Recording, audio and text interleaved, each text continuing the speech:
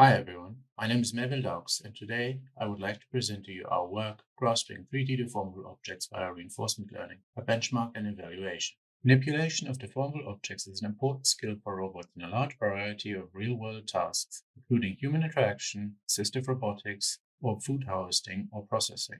Despite growing interest in the field of deformable object manipulation, data-driven approaches like reinforcement learning mainly focus on the manipulation of 1 and 2D deformable objects like ropes and cloth. In this work, we present a new benchmark called DeformableGym, which is intended to facilitate the evaluation of reinforcement learning methods for grasping 3D deformable objects. DeformableGym uses PyBullet as its underlying physics engine and uses the stable Neo-Hawkian model to simulate 3D deformable objects. To make setup and testing as easy as possible, DeformableGym implements the widely used OpenAI Gym interface.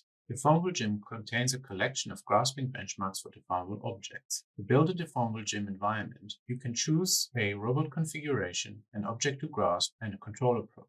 The currently available robot configurations consist of two different robot hands that can be either mounted on a robot arm or floating. The available control approaches are either a wire-point approach or a servoing approach. For our first experiments with DeformableGym, we have evaluated two different state-of-the-art algorithms, proximal policy optimization and self-actor critic. We tested both algorithms with different training regimen and state representations.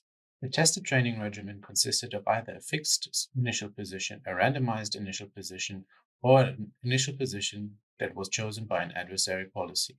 We also evaluated whether it is helpful or not for the policy to have the object position it is supposed to grasp. We evaluated all trained policies based on their ability to generalize to different initial positions of the grasp.